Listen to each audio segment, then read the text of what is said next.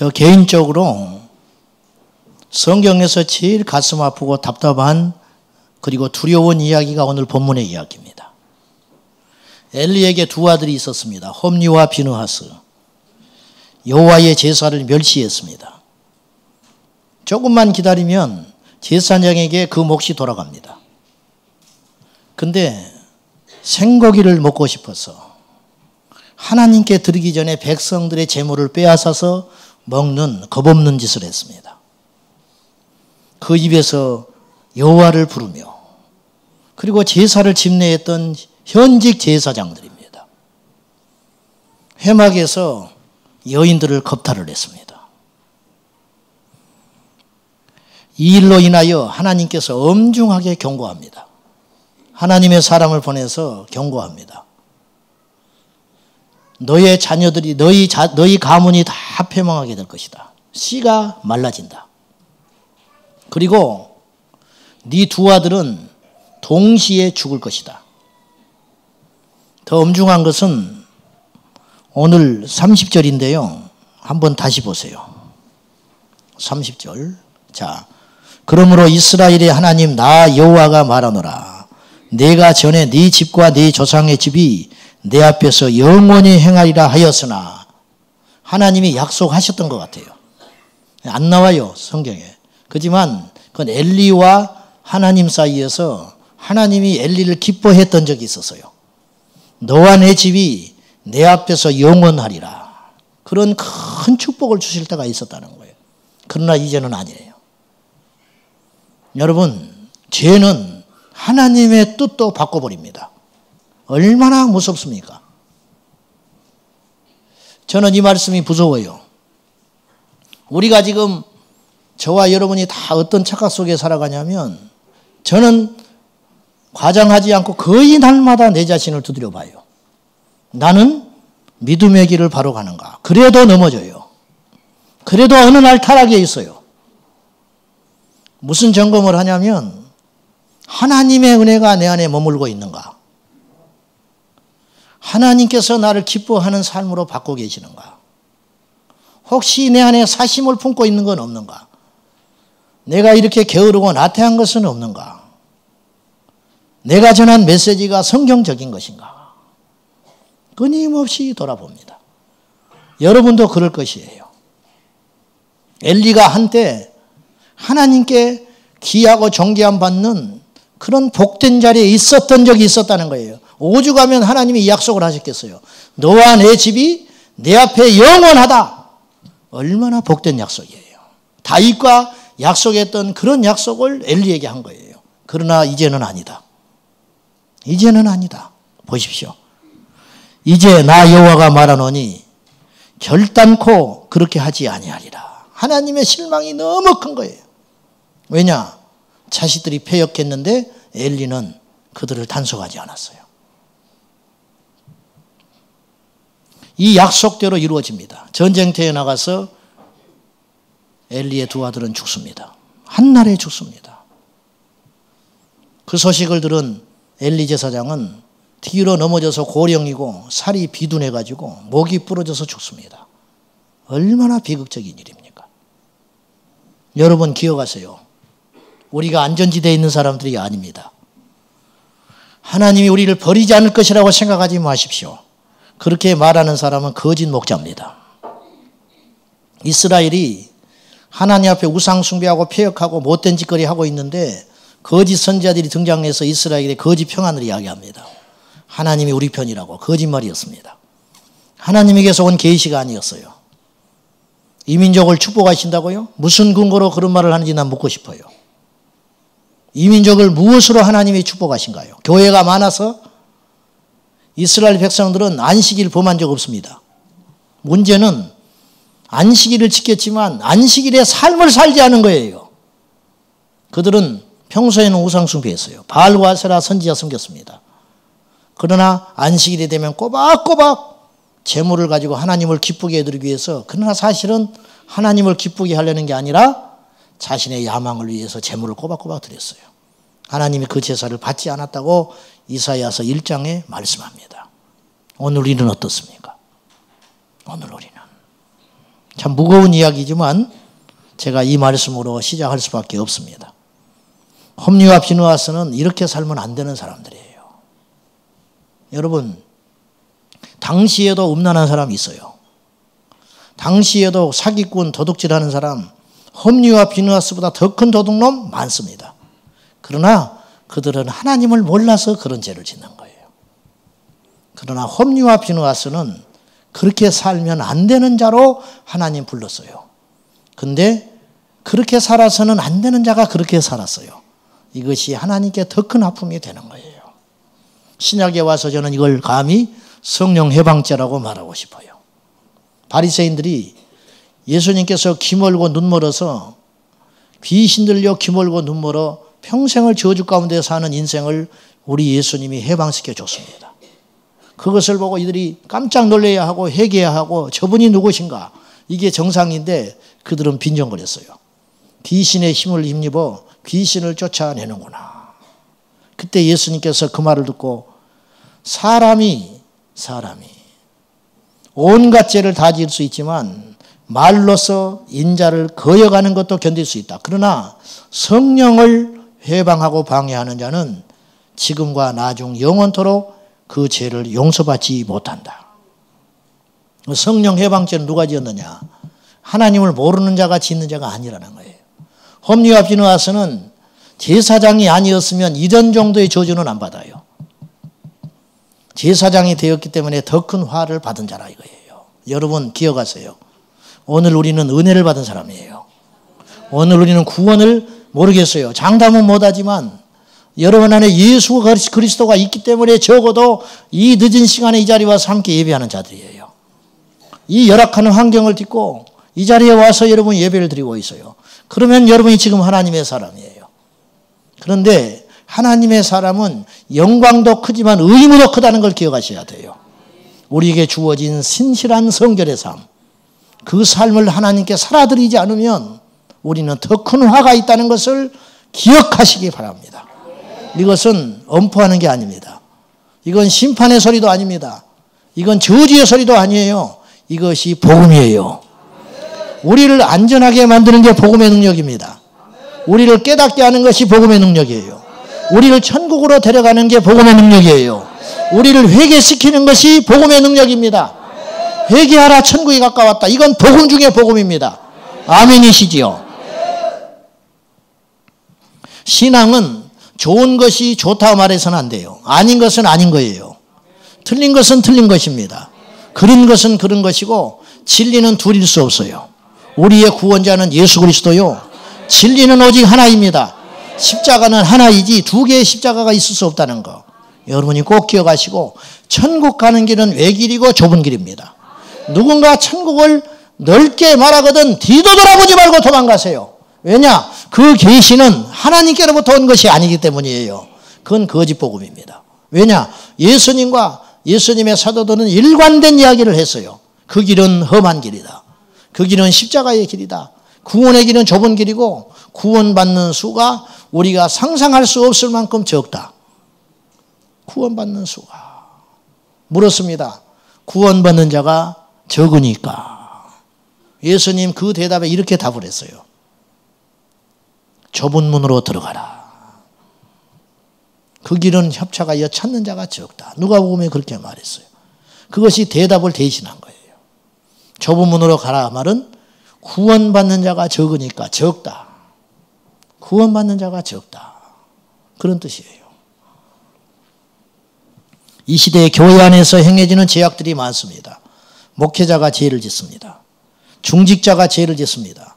모태신앙인들이 죄를 짓습니다. 교회 직원들이 죄를 짓습니다. 이 시대에 나실인이고 레위인들이 제사장인 그들에 의해서 여호와의 이름이 짓밟히고 있고 하나님의 영광이 가려지고 있어요. 어느 날 제가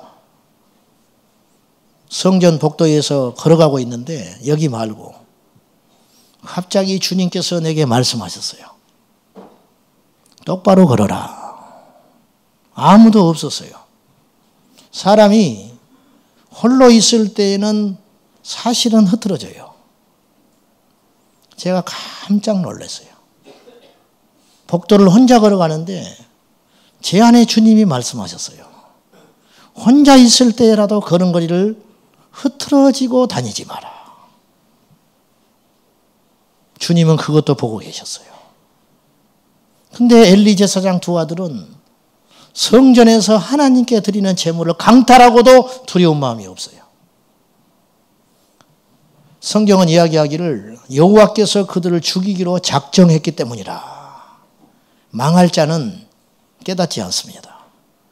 망할 자는 회개하지 않습니다. 아니, 회개 못합니다. 여러분, 회개가 얼마나 큰 복인지 아십니까? 회개는 하나님과 우리 사이를 회복시켜요. 회개는 하는 게 아니고 성경의 말씀에 보니까 회개는 하나님의 선물이에요. 하나님의 선물.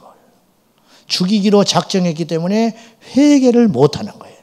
안 하는 게 아니고 못하는 표현이 맞아요. 애굽의 바로가 그렇게 고생을 해요. 수많은 백성들이 고통을 받습니다. 자기의 왕권도 흔들릴 만한 일이에요. 사실은. 재앙이 점점점 강해지고 깊어지고 나중에는 자기 아들까지 죽습니다. 근데도 바로가 하나님을 끝까지 대항을 합니다. 출애굽기에는 무시무시한 말이 기록되어 있어요. 여호와께서 바로의 마음을 강팍해 하사. 이야, 무서운 일이에요. 자기 마음이 제대로 안 되는 거예요. 어떤 사람은 우리 교우 중에 그런 분이 있습니다. 스스로 교회 온 분이 있어요. 어느 날 집에서 우리 교회를 보니까 교회가 보였어요. 그리고 교회를 나온 거예요. 교회를 나와서 회개하고 예수님 만났어요. 주님을 만나고 나니까 자기 주변의 사람들이 자기를 위해서 그렇게 많이 기도했다는 사실을 이제서야 깨닫습니다. 그렇게 하나님이 택한 거예요. 그런 사람이 있는가 하면 3대, 4대 예수를 믿어도 그 안에 예수가 없어서 종교생활만 하다가 세상에서 제멋대로 살다가 주일날 예배당에 오면 졸고 앉아있고 봉사하라면 도망가고 전도는 한 명도 하지 못하고 직장에 가면 술, 담배 찌들어 살다가 음란하고 폐역하게 살다가 성경 한 번도 안 읽고 기도 1분도 안 하다가 하나님 앞에 가서 심판받을 인생이 이 세상에는 셀 수 없이 많습니다. 여기도 그런 분이 있는지 몰라요. 주님을 만나세요. 주님을. 부인이 믿음 좋다고 내가 믿음 좋은 거 아닙니다. 부모가 기도를 많이 해줬다고 해서 내가 믿음 좋아지는 거 절대 아닙니다. 신앙은 연자제 아닙니다. 사사기에 이런 말이 있어요. 부모가 포도를 먹으면 자녀 이가 시다. 그렇지 않다. 그런 말이에요. 그런 일 없다. 근데 이게 이스라엘의 속담이었어요. 그 당시 속담. 부모가 포도를 먹었는데 부모의 이가 쉬어야지 자식의 이가 왜 쉽니까? 그건 뭐냐? 유전된다. 유전된다. 부모의 어떤 행위를 통하여 자식에게 영향력이 간다. 근데 그거는 그런 일 없다. 그런 일 없다는 뜻이에요. 부모가 포도를 먹는데 왜 자식의 이가 십니까? 아무 영향이 없다는 거예요. 부모가 믿음이 좋았다는 것은 모델이 됐다는 말이지 그것이 영적으로 내 구원을 믿음을 보장해 주지 않습니다. 꼭 기억하십시오. 꼭 기억하셔서 신앙은 철저히 1대1의 문제라는 거. 그걸 기억하십시오. 오늘 능력 시리즈 4번째인데 어떤 사람에게는 하나님을 부르고 사는데 아무런 일도 안 일어나고 어떤 이에게는 가만히 있어도 하나님의 함께 하신 위엄과 능력이 기름 붓듯 나타나는 존재가 있다면 이 차이는 어디에 있을까? 교회를 오래 다녔기 때문인가? 성경 공부를 많이 해서 그런 것인가? 금식을 많이 해서 그런 것인가? 그건 겉으로 드러난 부분이에요. 그렇지 않습니다.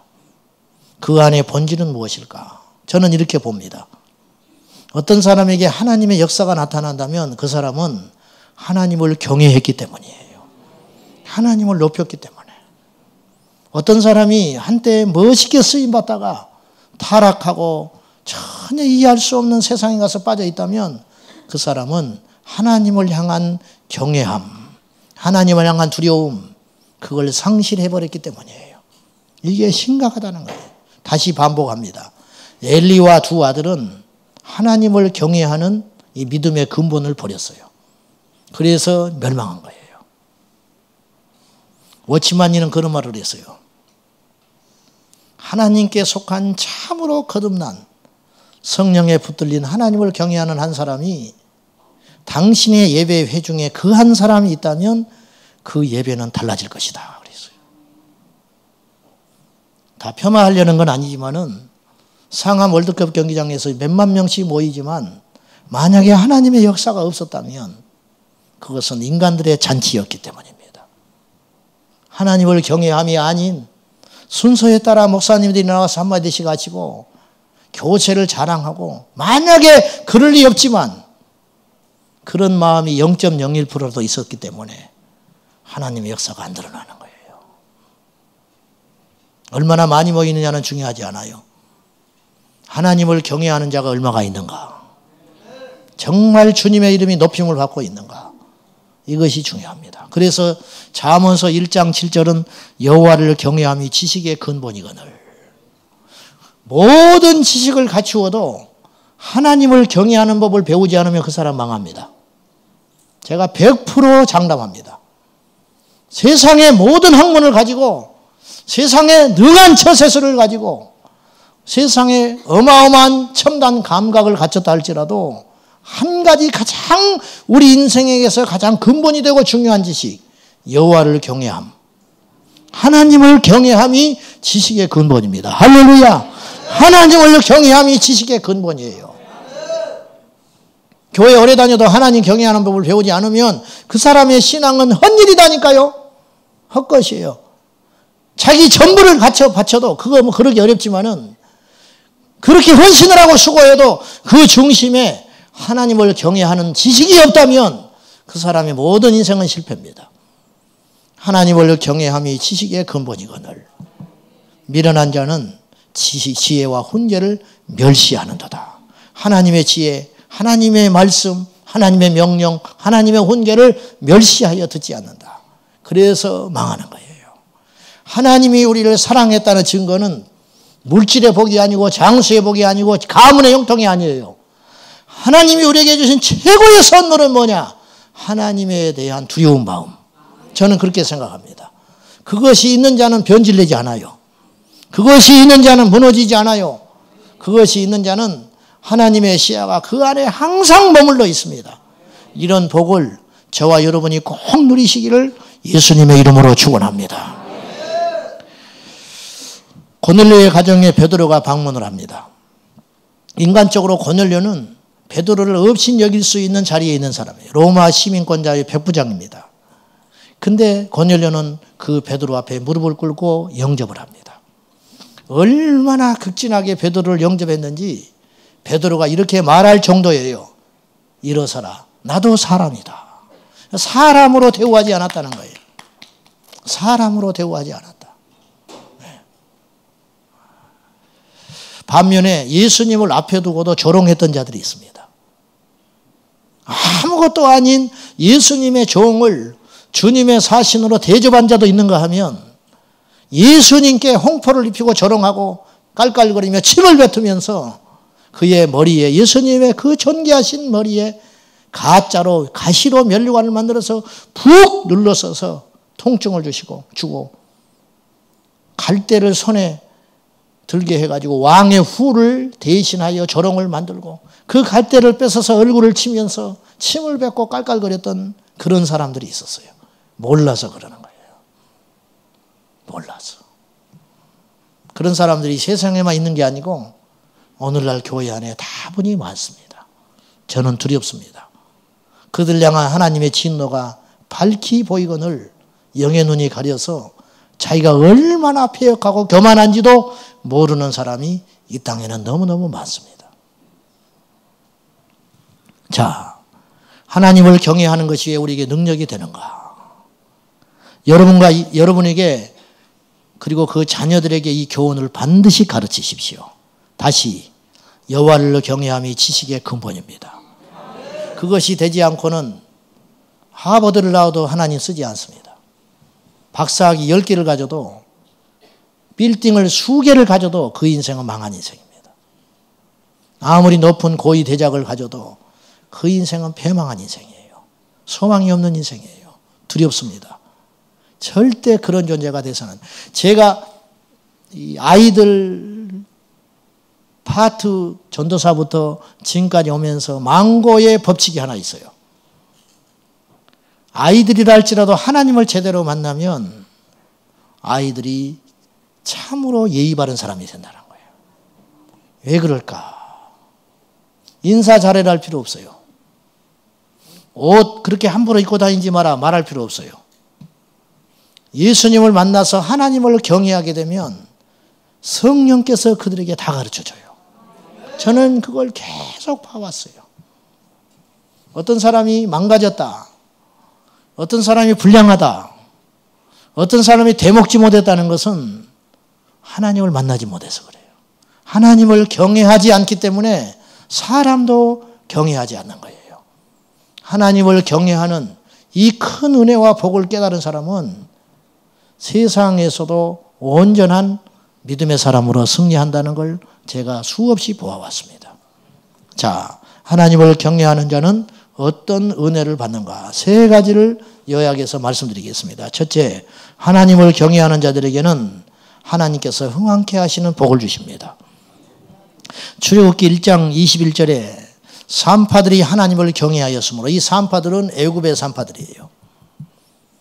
산파들이 하나님을 경외하였으므로 하나님이 그들의 집안을, 그들뿐만 아니고 그들의 집안을 흥왕케 하시니라. 이방인 산파들이 이스라엘 백성들이 믿는 하나님을 찾는다는 건 결코 넉넉한 일이 아닙니다. 결코 당연한 일이 아니에요. 그들은 생명을 거는 일이었어요. 그래서 출애굽기 1장 17절에 이들은 하나님을 두려워하여 애굽 왕의 명령을 어겼다고 성경 기록되어 있어요. 이들은 선택해야 했어요. 사실요, 신앙의 본질은 의외로 간단한 데 있어요. 하나님이냐 세상이냐. 하나님을 선택하지 않고 아무리 어떤 말을 미사역으로 해도 그 사람의 신앙은 거짓입니다. 거짓이에요. 엘리 제사장은 오늘 본문에 보면은 자식을 하나님보다 귀히 여겼습니다. 자, 봅시다. 29절입니다. 하나님의 사람이 경고하고 진단하는 내용은 이것이었어요. 29절 다시 한번 봅시다. 시작. 너희는 어찌하여 내가 내 처소에서 명령한 내 재물과 예물을 밟으며 내 아들들을 나보다 더 중히 여겨 내 백성 이스라엘이 드리는 가장 좋은 것으로 너희들을 살지게 하느냐. 여러분 자녀들이 정말 잘 되기를 바라시죠? 그러면 하나님을 귀히 여기는 법을 가르치세요. 이것이 근본이에요. 이것이 안 되고는 모든 걸 물려줘도 다 까먹습니다. 아무리 귀한 것을 물려줘도 그들은 결국 망하는 인생이 되는 거예요. 엘리에게 있어서 치명적인 문제는 그의 자식들이 여호와 하나님을 없인 여기는데 손을 쓰지 못했다는 거예요. 쉽지 않은 일이지만 불러다가 이렇게 말했어야 했어요. 오늘부로 제사장을 그만둬라. 너희들의 폐역의 소리를 더 이상은 못 견딘다. 그리고 나도 이것을 내려놓겠다. 우리 모두는 회개해야 된다. 그리고 금식하며 재에 앉아서 회개했어야 했어요. 그러면 긍휼에 풍성하신 하나님이 반드시 그들의 인생을 다시 새롭게 했을 거예요. 근데 엘리는 그렇게 하지 않았어요. 그 이유가 뭘까? 여러 가지 많은 이유가 있을 수 있습니다. 그런데 그 핵심은 이거예요. 하나님보다 자식을 중하게 여겼어요. 이런 사람 많습니다. 이 땅에. 목사님들이 자식에게 교회를 세습합니다. 하나님보다 자식을 중히 여겨서 그래요. 하나님보다 자식을 중하게 여겨서.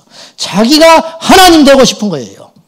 내 새끼가 나는 고생했지만 내 새끼는 고생하지 않고 이대로 내가 이뤄놓은 이 위에 평탄한 목회를 하기를 바라는 거. 그것이 하나님보다 자식을 중히 여긴 대가예요. 결국은 제가 볼 때는 멸망길로 갑니다. 결국은 그럴 거예요. 목회자만이 그러는 게 아니에요. 성도들도 마찬가지예요. 성도들도. 제일 큰 우상은 자식이에요. 자식을 위해서라면 직장 내려놓습니다. 믿음으로 직장 내려놓는 사람 흔치 않아요. 그러나 자식의 교육을 위해서 기꺼이 직장 내려놓습니다. 부모가 생리배를 해요. 부부가 자식을 위해서. 믿음을 위해서 생리배라는 사람 나는 못 봤어요. 믿음을 위해서. 그렇죠? 믿음을 위해서 나는 이 교회를 섬겨야겠는데 자네와 같이 못 살겠네. 나는 못 봤어요. 그러나 자식을 위해서라면 기꺼이 기러기 아니라 비둘기 아빠라도 되는 거예요. 다 되는 거예요. 우리가 다 자식이 있습니다. 자식처럼 큰 존재가 어디가 있어요. 근데 그 자식도 하나님보다는 중하지 않습니다. 반대의 경우도 있죠. 엘리와 반대의 경우. 아브라함. 창세기 22장에 하나님께 이삭을 바치려 했을 때 하나님께서 이렇게 말씀합니다. 네가 네 아들 독자까지도 내게 아끼지 아니하였으니 내가 이제야 네가 하나님을 경외하는 줄 아노라. 너의 번심을 내가 봤다. 내가 너의 번심을 봤다. 믿음 생활 똑바로 안 하는데 자식의 비율을 맞춰주기 위해서 그냥 둡니다. 나중에 어떻게 하려고 합니까? 나중에. 저는 우리 교회에서 선언했어요. 앞으로 중직자는 자식이 신앙생활 안 하면 중직자 못 됩니다. 우리 교회에서 중직자 안 됩니다. 앞으로. 다른 교회 다니는 건 내 이해할 수 있어요. 그러나 신앙생활 자식이 못하는 사람은 중직자 안 됩니다. 그 이유는 엄격하려는 게 아니고 그렇게라도 해서 자식을 구원시키려는 것이에요. 그렇게라도 해서. 어렵지요. 저도 어렵더라고요. 하나 주신 게 얼마나 감사한지. 자, 하나도 감당하기가 어려워. 하나도. 우리 교회 청년들이 내가 가면 굴복을 하는데 우리 애는 뻣뻣합니다. 수없이 매질도 해봤어요.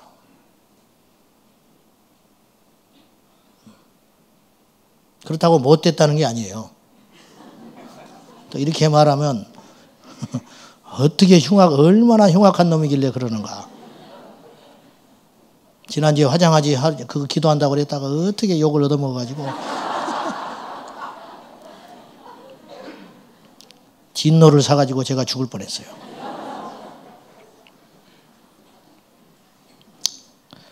아브라함에게 하나님께서 이삭을 드린 후에 약속을 받습니다. 내가 너에게 큰 복을 주리라. 타락하여 쟁취한 가짜 복이 있습니다. 잘 들으십시오. 타락하고도 복 받은 사람이 있어요. 쉬운 예로 이렇게 이야기할게요. 어느 목사가 이단이 돈을 더 준다고 하니까 교회가 어려워져서 웃돈을 받고 교회를 팔았어요. 그리고 빚 정리하고 돈 챙겨서 노년을 배 두드리며 산다고 합시다. 제가 좀 과격한 표현인데 그 사람 인간적으로는 복 받았어요. 그러나 그건 복 아닙니다. 복 아니에요. 가짜 복입니다. 가짜 복. 하나님께로 온 복이 아니에요. 사단에게서 온 복이에요. 그 이단 교회를 통해 얼마나 많은 사람이 지옥을 가겠어요. 진짜 복이 있습니다. 진짜 복. 그건 뭐냐? 하나님께 순종하여 얻게 된 진짜 복. 그 주인공이 아브라함이고 요셉이고 다윗입니다. 자, 이들의 공통점이 있어요. 아브라함은 부를 구하지 않았어요. 어느 날 뒤돌아보니까 부자가 돼 있었어요. 부자가 나쁘다는 거 아닙니다. 어떤 부자냐가 중요해요. 니고데모는 부자였어요. 그래서 그의 재산을 들여서 예수님의 장사를 준비했습니다. 많은 돈을 들여서. 없으면 그렇게 못한 거예요. 그렇잖아요. 부자가 나쁜 거 아니에요. 부자가. 로마서 16장에 보면 바울을 공개하고 같이 선교 현장에서 동역자가 됐던 그 많은 사람들이 물질적 기도에 후원을 했어요. 그래서 그것이 나쁘다는 게 아니에요. 요셉은 애굽의 총리가 될 걸 구하지도 않았고 꿈도 꾸지 않았어요. 근데 어느 날 하나님만 바라보고 하루하루 하나님을 두려워하고 살았잖아요, 요셉이. 그래서 그 숱한 유혹을 이긴 거 아니에요. 그래서 좁은 길을 걸어간 거 아닙니까? 그래서 자기의 목숨을 걸은 거예요. 평생 감옥에서도 있을 수 있다고도 생각했던 사람이에요. 근데 하나님이 요셉을 높이사 애굽의 2인자가 됐습니다. 구하지 않았는데도 하나님 주신 거, 이게 진짜 복이에요. 다윗이 복을 받았습니다. 이스라엘의 왕을 구하지 않았습니다. 그 많은 사람들에게 이름을 높이는 거 관심 없던 사람이에요. 근데 하나님이 그를 그렇게 높여주셨습니다. 그래서 다윗은 노년에 이런 고백을 해요. 역대상 17장 16절에서 여호와 하나님이여 나는 누구이며 내 집은 무엇이기에 나에게 이에 이르게 하셨나이까. 이 자리에 이 왕이 되게 하셨나이까. 여러분, 하나님을 높이고 하나님을 존중하고 하나님을 경외하고 살다가 어느 날 돌아보니까 하나님이 나를 높여주시고 어느 날 돌아보니까 사람들이 흠모할 만한 자리에 앉아있고 어느 날 돌아보니까 사람들에게 막대한 영향력을 주는 자리에 있다면 그것이야말로 진짜 복 아닙니까? 그리고 어느 날 하나님께서 이제 그만 내려가라. 그러면 뒤도 안 돌아보고 내려가는 거예요. 할렐루야. 다윗이 성전 지고 싶어서 비친 사람이에요. 명분도 있었고 물질도 있었고 사람도 있었고 기술도 있었고 다 준비됐어요. 근데 하나님이 허락지 않아요. 그래서 안 짓는 거예요. 이게 믿음이에요. 너는 여기까지. 너는 여기까지. 다윗이 성전 지려고 덤벼들었으면 그건 불순종이 된 것이고 하나님의 나라의 장애가 되는 거예요. 예수님이 나타남으로 세례요한은 사라집니다. 비참하게 목 잘려 죽습니다. 여기까지입니다. 우리도 마찬가지. 사랑하는 여러분, 하나님이 우리를 사용하실 때 아낌없이 쓰임받다가 어느 날 주님이 그만, 그러면 두말 않고 울 필요도 없어요. 아쉬울 것도 없어요. 할렐루야 찬송하며 우리 자리로 가는 거예요. 하나님을 경외하는 사람은 그것이 가능하다고 믿습니다. 사람들이 교회에 와서 주인 노릇해요. 우리 교회는 없지만 교회에 와서 주인 노릇합니다.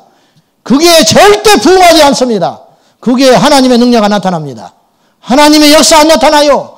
여기 중에 여러분들이 교회에 가셔서 그런 역할을 하고 있다면 오늘 밤에 철저히 회개하세요. 철저히 회개하세요. 그것이 얼마나 하나님의 진 노릇 사는 줄 아시고 하나님만을 모든 주권을 주님께 돌려드리세요. 하나님을 경외하는 자는 복을 받는데 흥황하는 복을 받습니다. 할렐루야. 어려워도 괜찮아요. 지금 복 받을 수 있는 근거가 없어도 괜찮아요. 아브라함은 갈대아 우르 땅을 떠날 때 아무것도 없이 떠났어요. 가는 곳마다 하나님 복을 주세요. 요셉은 종으로 팔려갔어요. 그런데 요셉은 그런 자가 됐어요. 30년 만에. 30년도 안 걸렸어요. 30살에 요셉이 그리 됐으니까. 다윗이 30살에 왕이 됐습니다. 하나님의 역사는 놀랍습니다. 사랑하는 여러분, 하나님이 함께 하시면요, 어제 죽었던 자가 오늘 살아나요. 하나님이 함께 하시면 어제 망한 자리에서 하나님이 새 일을 하셔요. 하나님이 함께 하시면 종된 자가 왕이 됩니다. 하나님이 함께 하시면 비천한 자가 존귀한 자가 돼요. 하나님이 떠나버리면 아무리 존귀한 자도 존귀해질 수밖에 없는 자도 비루한 자가 되는 거예요. 이것이 하나님의 역사예요. 그러니 어찌 우리가 하나님을 경외하지 않습니까? 하나님께 줄되는 인생, 하나님을 경외하는 인생, 하나님을 높이는 인생이 진정으로 능력 있는 인생인 줄로 믿습니다. 시편 115편 13절에 보면 높은 사람이나 낮은 사람을 막론하고 여호와를 경외하는 자들에게는 복을 주시리로다. 높은 자나 낮은 자를 막론하고 여호와를 경외하는 자에게는 하나님께서 복을 주시리로다. 두 번째, 하나님을 경외하면 원수와의 싸움에서 반드시 승리합니다. 원수에게서 건짐을 받는다 그 말이에요. 열왕기하 17장 39절에 오직 너희 하나님 여호와를 경외하라. 그리하면 그가 너희를 모든 원수의 손에서 건져내리라. 우리 인생에서 원수가 있어요. 가는 곳마다 길목을 막고 있는 원수가 있어요. 그때는 원수를 저주하지 마라 그랬어요, 제가. 그렇죠? 원수를 축복하고 저주하지 마라. 그 대신 우리가 해야 할 일이 있어요. 하나님을 쳐다보는 거예요. 하나님을 바라보는 거예요. 요셉의 이야기 다시 한번 하지요. 가는 곳마다 원수예요. 형제들이 원수였습니다. 종으로 팔려갔는데 보디발의 처가 원수예요. 감옥에 들어갔는데 감옥에도 원수가 있었을 거예요. 근데 요셉은 그때마다 원수를 갚지 않아요. 나중에 형제를 만났을 때 안심하소서 하나님이 저를 이곳에 보냈나이다. 하나님을 주목하는 거예요. 하나님을 주목하는 인생. 하나님을 경외하는 인생. 어떻게 하면 하나님의 기쁨이 될까? 어떻게 하면 하나님께 예쁜 짓을 할까? 어떻게 하면 이 말씀을 지켜볼까? 그렇게 살다 보니까 하나님이 어느 날 그를 그렇게 창대케 했다는 거예요. 이게 놀랍지요. 그 하나님 우리의 하나님입니다. 다윗이 골리앗을 물리칩니다. 겉으로는 물맷돌 하나였어요. 5개를 가지고 왔는데 5개를 다 쓸 필요도 없었어요. 한 번에 끝냈어요. 겉으로 보기에는 물맷돌이 무기 같았지만 우리가 알다시피 사무엘상 17장에 보면 진짜 무기는 숨겨져 있었어요. 진짜 무기는 3가지가 있었습니다. 다윗이 골리앗에게 이렇게 선포합니다. 너는 칼과 창과 단창으로 오거니와 나는 네가 모욕하는 이스라엘의 군대의 하나님 곧 여호와의 이름으로 너에게 간다. 여호와의 이름이 그의 무기였어요. 두 번째 무기, 전쟁은 하나님께 속해 있다. 전쟁 무기에 달려있지 않아. 인생의 승리는요 숫자에 있지 않아요. 인생의 승리는 배경에 있지 않아요. 인생의 승리는 학벌에 있지 않아요. 인생의 승리는 가문에 있지 않아요. 인생의 승리는 돈에 있지 않아요. 인생의 승리는 여호와께 있습니다. 여러분 결단하세요. 오늘 뭘 결단해야 되냐? 저와 여러분이 결단해야 돼요. 성공의 삶을 쫓지 말고 여호와와 함께하는 승리의 삶을 살자. 이것이 우리의 영화로움입니다. 우리가 이렇게 살면 하나님 영광 받으세요. 그리고 영광을 누림과 동시에 우리에게 쏟아 부을 것 없는 능력과 복을 부어주실 거라고 저는 확신합니다. 할렐루야. 그렇습니다. 세 번째 무기, 내가 너를 이겨. 네가 나를 이기는 건 당연해요. 2m 90의 장수가 소년 다윗을 이기는 건 너무 당연한 일이에요. 그건 누스거리도 안 돼요. 근데 내가 너를 이겨 온 천하에 여호와 하나님께서 살아계신 줄을 알게 하겠다. 이 고백을 들었을 때 하나님이 얼마나 흥분했겠어요. 이 시대에 하나님이 그런 사람을 찾는 거예요. 질질 짜른 사람 하나님 원하는 게 아니고 골리앗 앞에서 벌벌 떨고 있는 이스라엘 그 군사들이 하나님을 찾았다니까요. 근데 골리앗 앞에서 벌벌 떨고 있었어요. 하나님 하고 있는 거예요. 이 숨은 이 영적인 힘은 어디서 출발한 거냐면 다윗의 이 거룩한 분노.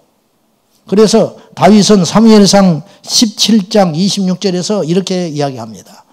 이 할례받지 못한 자가 누구이기에 도대체 살아계신 하나님의 군대를 모욕하냐. 우리를 모욕하는 게 문제가 아니라네. 우리의 주인 되신 하나님이 모욕당하고 있는데 당신들 뭐하고 있냐 이거예요. 당신들 뭐하고 있냐 그 말이에요. 네. 엘리야가 갈멜산에서 바알과 아세라 선지자 850명과 대결할 때 아무도 없는 거예요. 숫자만 봐도 비교가 되죠. 우상은 850명의 선지자들이에요. 가짜. 엘리야는 혼자예요. 나만 홀로 남았나이다. 물론 7천의 용사가 숨어져 있지만 드러나질 않아요. 이게 그 시대였어요. 오늘 이 시대도 마찬가지. 근데 그 한 사람에게 하나님은 기적을 베풀어 주는 거예요. 능력을 주는 거라는 거예요. 엘리야가요, 혼자 자기 신앙 지키고 살면 돼요. 근데 엘리야는 그렇게 살 수 없는 자였어요. 다윗이 전쟁터에 나갔고 전쟁터에 나가서 착출되지도 못할 만큼 나이가 어렸어요. 자기 형들은 다 전쟁터에 나갔거든요. 도시락 배달 간 사람이에요. 이게 참 우습죠. 전쟁터에 도시락을 배달 갔어요. 다윗이. 참 재미있는 장면이에요. 생사고고 하는데 도시락 먹으려고. 도시락 배달 갔다가 그 장면을 본 거예요. 그러니까 싸움터에 나갈 수 없는 자. 사울의 갑옷과 칼을 들었는데 맞지가 않아요. 어려서. 근데 다윗 안에는 하나님을 경외함으로 꽉 차 있었어요. 누가? 이스라엘의 군대의 하나님을 모욕하느냐. 주변에서 말을 했습니다. 저 골리앗을 무너뜨리면 왕의 사위가 되고 재물을 얻고 그 가문들이 다 세금을 면제받는다. 그거 관심 없어요. 다윗이 그걸 보고 덤빈 자가 아니에요. 오직 한 가지. 누가 하나님을 모욕하는가. 대한민국 수도 심장부에서 누가 하나님을 모욕하는가. 그거 못 보겠다. 그거 못 본다. 이번 퀴어 축제 주제가 이겁니다. 슬로건이 나중은 없다. 지금 우리가 바꾼다. 뭘 바꾼다는 거예요? 뭘 바꾼다는 거예요 지금? 나중은 없대요. 지금 우리가 바꾼다. 제 귀에는 이렇게 들려요. 하나님이 어디 있느냐? 우리에게 쾌락을 주는 신이 바로 우리의 신이다. 그렇게 말하는 것처럼 들려요. 한국교회는 잠잠하면 안 됩니다. 몰려오는 이슬람에 대하여 잠잠하면 안 돼요. 여러분 복음을 부끄러워하지 마세요. 아무리 목사가 이러쿵저러쿵 텔레비전에 나오고 교회가 어쩌다 저쩌다 해도 흔들리지 마세요. 참된 믿음의 사람은 어디든지 있어요. 우리가 그 사람이 되고자 하는 거예요. 우리가. 왜 우리가 복음을 부끄러워합니까? 왜 우리가 십자가를 부끄럽게 생각합니까? 왜 성경책 들고 다니는 걸 부끄러워합니까? 왜 거룩을 부끄러워합니까? 왜 하나님 높이는 걸 부끄러워해요? 왜? 아파트 분양하기 위해서 이 띠를 두르고 이 더운 날에 전단지를 나눠주는 사람들은 당연한 일이고 교회에 띠를 두르고 복음을 전하는 자는 움찔거려하는 세상이 이 시대가 됐다고 말이에요. 무엇이 문제예요? 하나님을 경외함이 이상이 없다고 말입니다.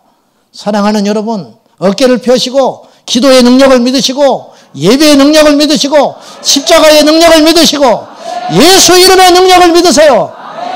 그 이름이 가장 큰 이름이에요. 하나님을 경외하는 자는 원수가 두려워합니다. 왜 교회가 우습게 이기느냐? 돈이 없어서 그런 게 아니에요. 건물이 작아서 그런 게 아니잖아요. 우리가 하나님을 짓밟고 있어요. 하나님을 경외하지 않아요. 예배 때 하나님을 경외하지 않습니다. 예배를 장난으로 듣는 자들이 많아요. 예배를. 찬양할 때 장난으로 찬양하는 자가 많아요. 하나님의 일을 엄중하게 하는 자가 많지 않습니다. 강단에서 설교가 만담인지 생명을 다루는 말씀인지 이거는 헷갈릴 때가 너무 많습니다. 하나님은 어디에 계십니까? 누가 지금 하나님의 이름을 짓밟고 있는 거예요? 누가 지금 하나님의 이름을 모욕하고 있는 거예요? 세상 사람은 모욕할지도 몰라요. 하나님을 모르니까. 우리들이 그러고 있다고 말입니다. 우리가 하나님을 경외함이 회복될 때 그때부터 마귀는 우리를 두려워하게 된다고 말입니다. 다윗이 하나님 두려워했잖아요. 하나님 두려워하니까 골리앗이 안 무서운 거예요. 망고의 법칙의 원리가 있어요.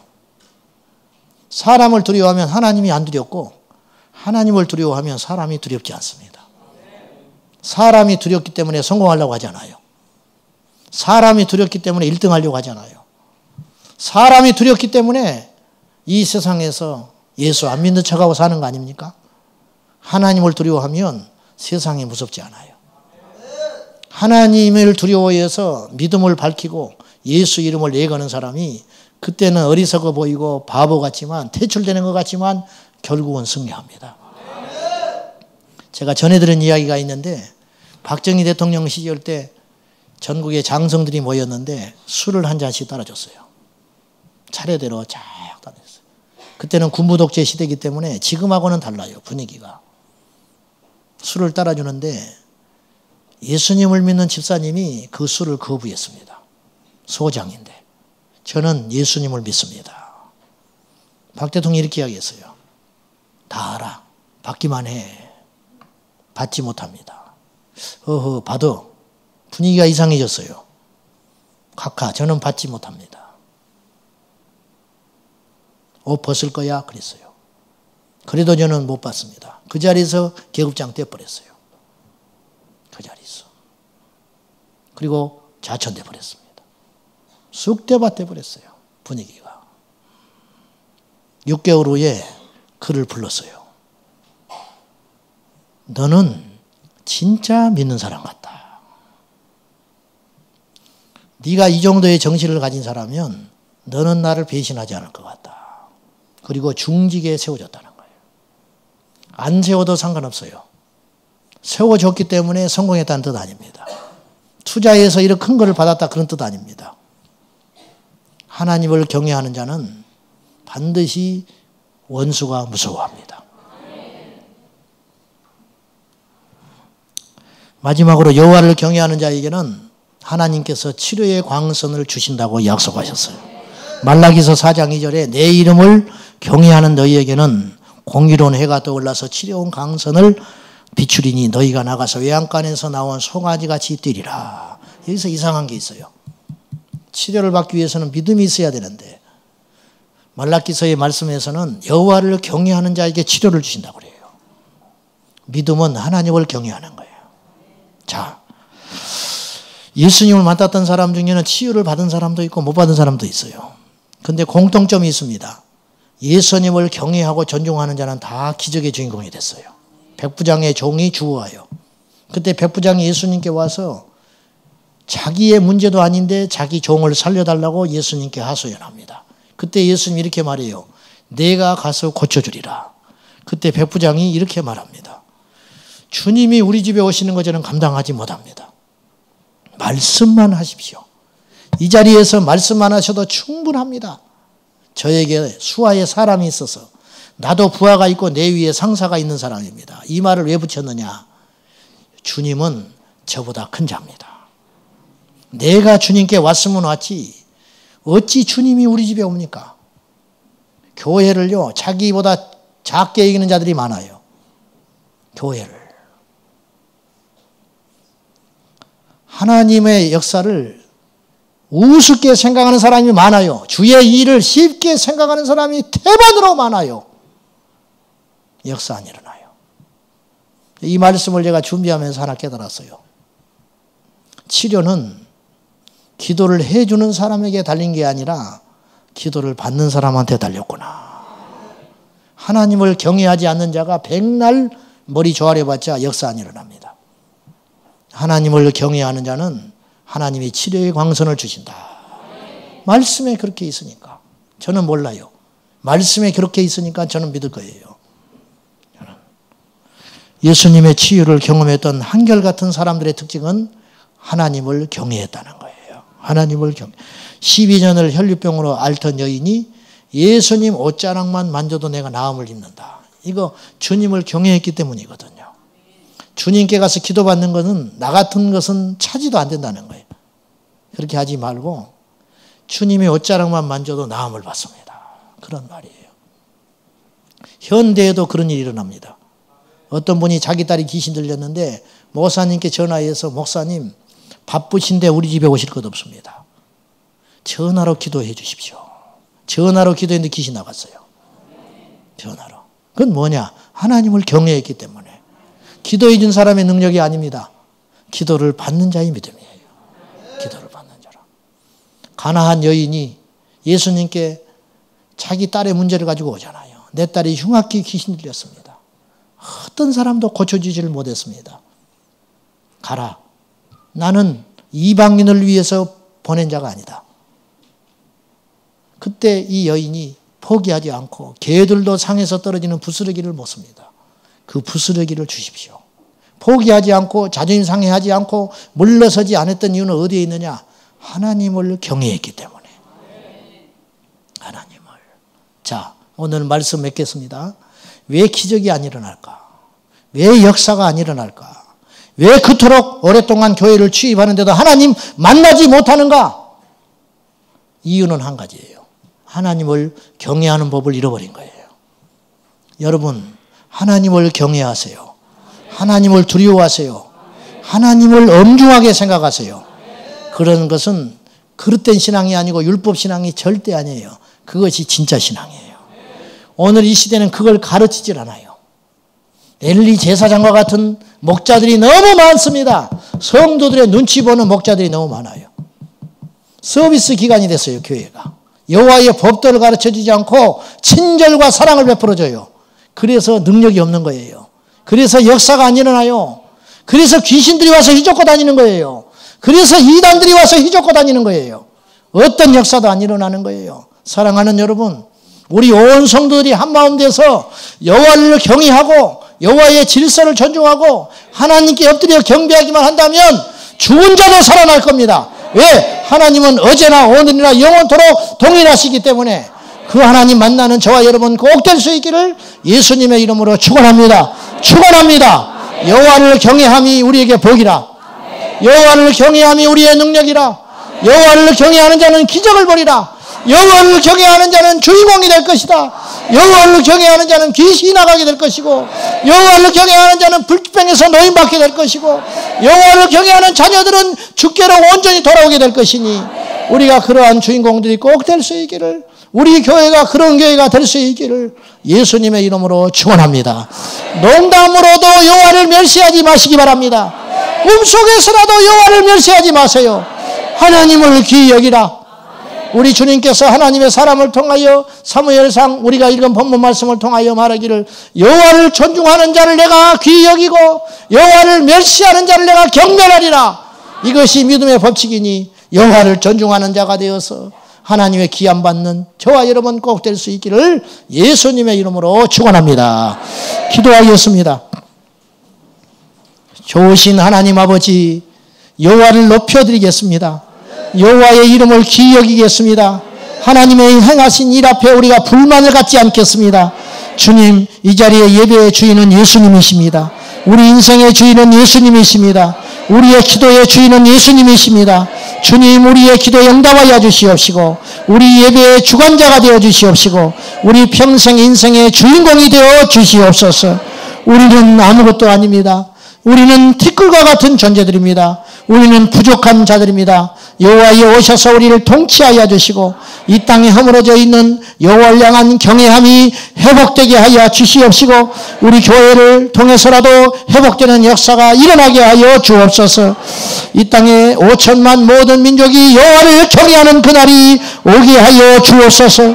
이 땅에 5만여 교회가 여호와를 경외하는 자가 되게 하여 주시고, 이 땅에 10만여 목회자와 800만 주의 종 하나님의 사람들이, 예수를 믿는 모든 백성들이 여호와의 이름 앞에 무릎 꿇게 하여 주옵소서.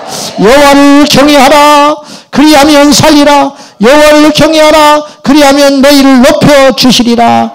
주여 감사합니다. 예수님의 이름으로 간절히 기도하옵나이다. 아멘. 찬송 191장을 드리시는데요. 자, 반주는 작게 하지 않아도 돼요. 이따 기도할 때만 좀 작게 해라 그 말이에요. 네. 자, 191장. 우리 찬송하실 때 성령의 임재와 기름 부으심이 우리 안에 가득하길 바라고요. 오늘 찬송 끝난 후에 제가 기도를 한 두세 가지 제목을 여러분에게 드릴 겁니다. 그러니까 그때는 그 기도 제목에 따라서 합심해서 기도하신 후에 나머지 개인 기도 해주시기 바랍니다. 저와 함께 호흡을 맞춰서 3분에서 5분씩 우리가 나라와 민족과 교회와 열방과 다음 세대를 위해서 제가 감동되는 대로 기도 제목을 드릴 테니까 그 기도에 대해 함께 해주시고 남은 시간 각자 기도해 주시기를 부탁드리겠습니다. 191장 우리 힘있게 여호와를 찬송하십시다.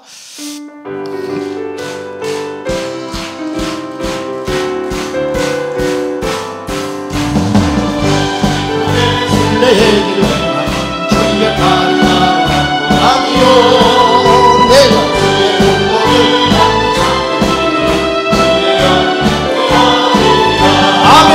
성령의 도시에 할렐루야 함께 하시네. 좁은 길 걸으며 밤낮 기뻐하며 주의 영이 함께하. 내가 매일 기쁘게 술래에게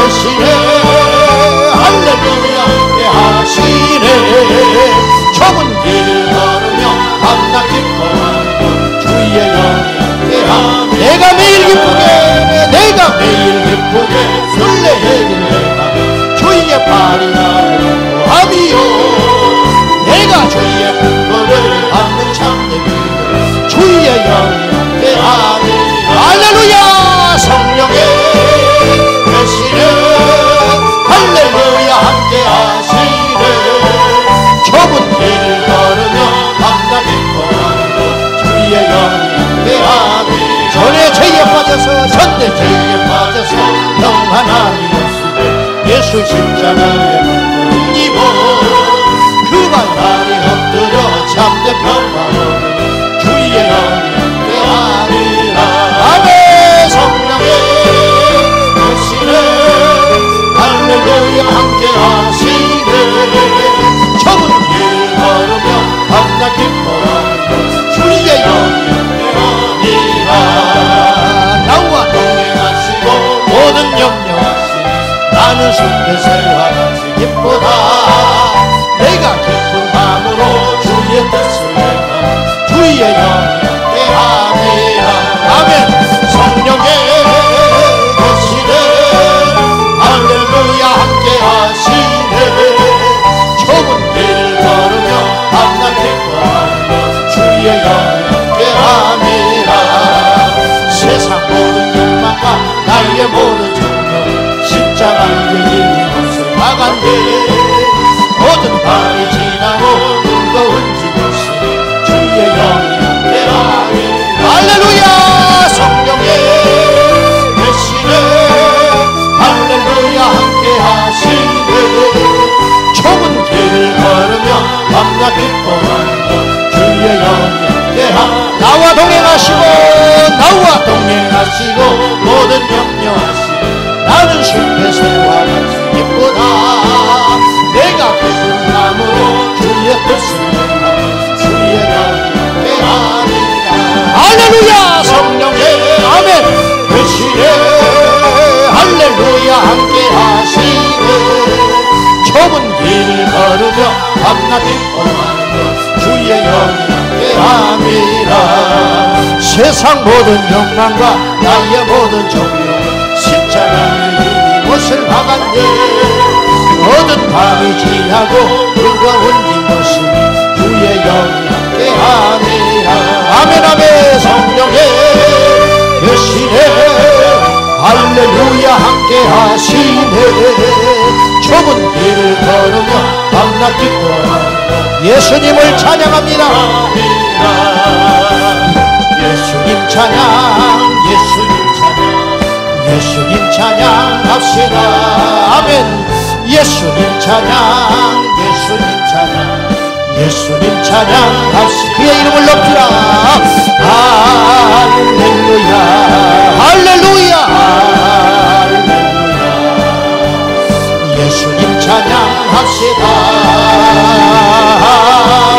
할렐루야 할렐루야 할렐루야 예수님 찬양 예수님 권세 내 권세 예수님 권세 예수님 권세 예수님 권세 내 권세. 아멘. 예수님 권세 예수님 권세 예수님 권세 내 권세. 할렐루야 할렐루야 할렐루야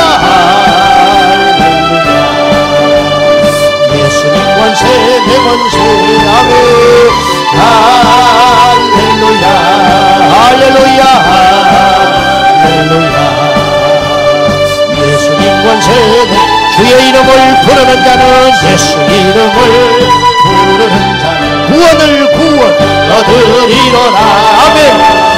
예수 이름을 부르는 자는 구원을 얻으리로라. 아멘 아멘. 할렐루야 할렐루야 할렐루야 예수 이름을 부르세. 할렐루야 할렐루야 할렐루야 예수 이름을 높이는 자는 예수 이름을 높이는 생명을 얻으리로라. 아멘.